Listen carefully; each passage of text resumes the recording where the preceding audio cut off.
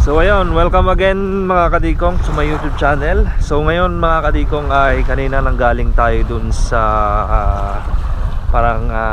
yung buhangin sa may gitna ng dagat. Hindi ko alam, nakalimutan ko na ang tawag dun. So ngayon naman mga kadikong, nandito na tayo ngayon sa Binunbunan Island. So dati pala dito sa Binunbunan Island ay may mga entrance na rito. Kasi nga tinayuan din nila ng mga cottage, no? May bahay pa nga ron. So ngayon ay pinasara yata to kasi nga gawa ng pinutol nila yung mga puno dito. Bawal na bawal yun sa DNR kaya pinasara nila. So ayan. So ngayon malago na rin yung mga puno kaya gumanda na yung itsura niya.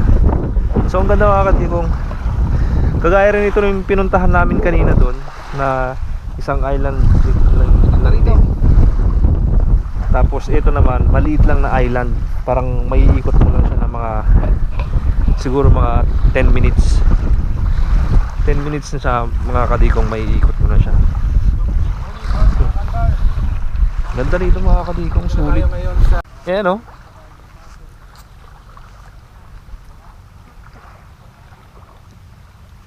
Ayan ang mga kadikong, yung mga cottage.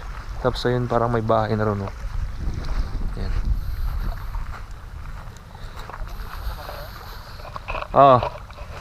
Ayan, ikutin natin siya mga kadikong. So ito siya. Tapos may mga tinatanim silang, ayun, mga bakawan yata, ayun na ngayon.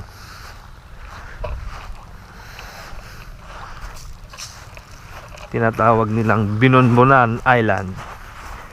So ito sa mga pinupuntahan ng mga tao dito kapag summer, itong Binunbunan Island. So yung mga pinuntahan naming mga island, isa din yun sa mga pinupuntahan nila, kaya lang kasi sobrang layo nung island na yun yung pinuntahan namin. Kaya buti na nga lang ang ginawa namin kanina, inuna namin yung malayo, tapos papalapit na dito sa aming tinutuluyan dito sa Bordeos. So ito. Ayan. Napakasarap sanang magkuhan dito mga kadikong.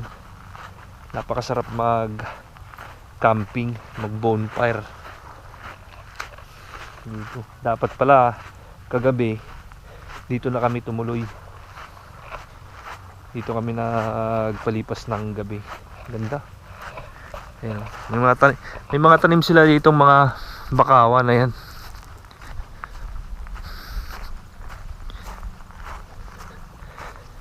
Ayan siya. Parang nag-low tide mga kadikong. Ayan o, nag-low tide siya. Kasi nga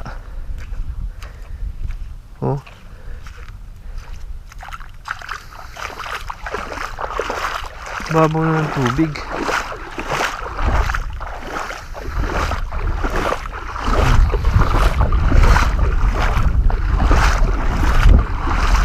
Ayan.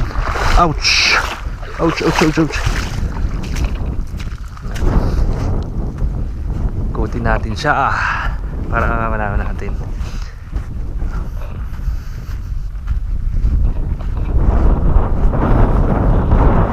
Sulit na sulit talaga yung pinunta namin dito sa Bordeos mga kadikong.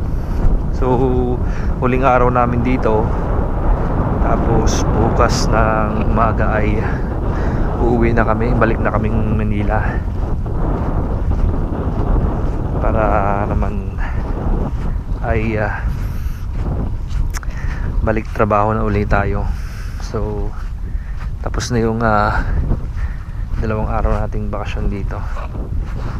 So siguro sa pagbalik namin dito, kaming tatlo nila paandar at saka pinanganak na rider, sama na namin pamilya namin para naman at least mas masaya, diba?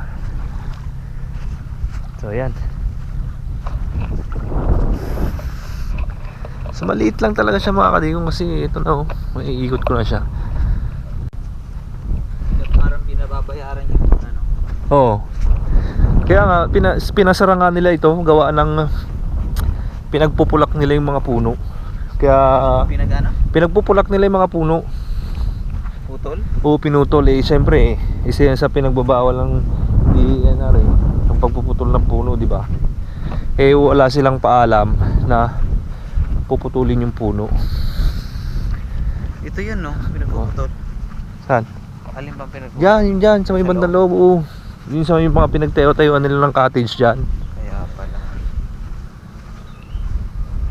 Pwede ka naman maglagay ng cottage na hindi nagpuputol ng puno eh. So ito na mga kadiko. Oh, diba? Wala pang 5 minutes eh, naiikot na natin siya.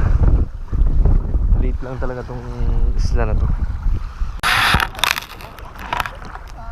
Okay mga kadikong. Dito kami sa maliit na bangka na Sagwan.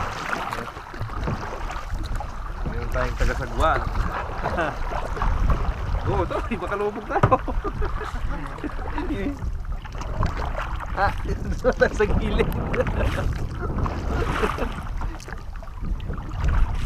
Baka lumubog tayo eh, walang cover yung camera ko eh.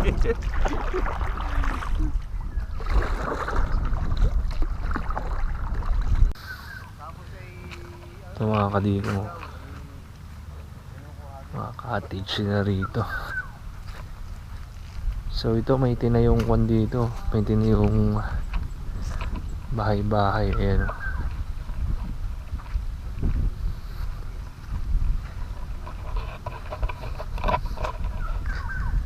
Pero wala na nakatira.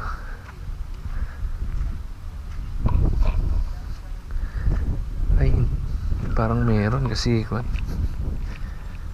May mga yung battery, solar.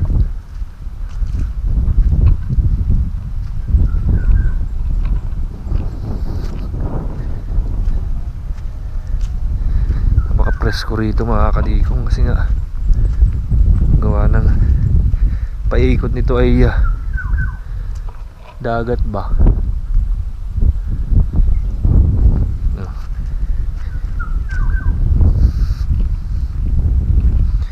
Tsaka ay nilinis na nila rito mga kadiko, di ba?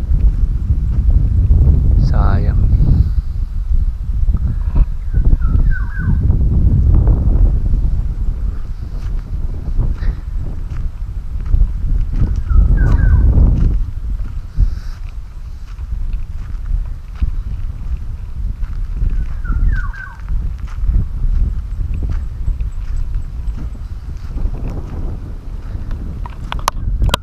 So, pinanganak na rider na sa lahat ng island na pinuntahan natin. Anong masasabi mo?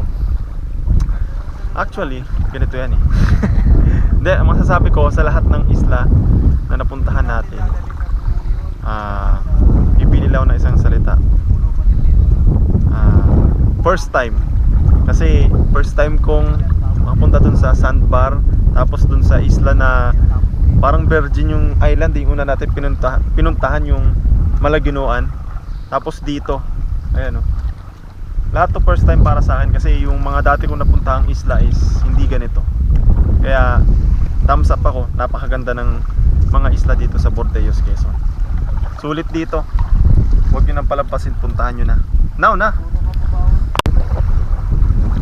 So ayan mga kadikong, ito na yung pinaka-last na island na pupuntahan namin. So meron pa kaming 3 island na hindi na pupuntahan kasi wala nang time. Although ang oras na ngayon ay 4:30, kaya hindi na namin siya pupuntahan. So bali ang napuntahan naming island ay 3. Kaya siguro ito na yung pinakahuli, itong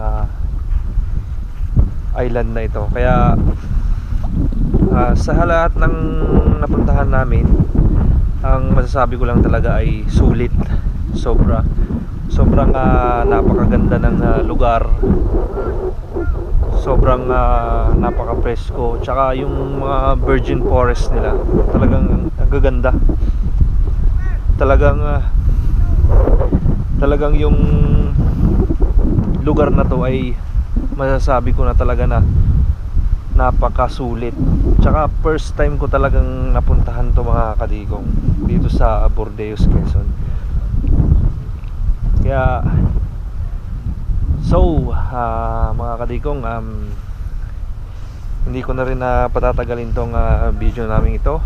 Kaya sa lahat ng blinag namin dito mga kadikong ay abangan nyo simula sa first episode, second episode, third episode, fourth, 5 hanggang 6 episode to mga kadikong. Ito yung pinakahuli. Kaya abangan nyo mga kadikong. So ayan mga kadikong, dito ko natatapusin tong video namin ito. So ang lagi ko lang sinasabi, please subscribe my channel and click the notification bell para lagi kayong updated sa aking mga videos. Okay, see you. Good luck.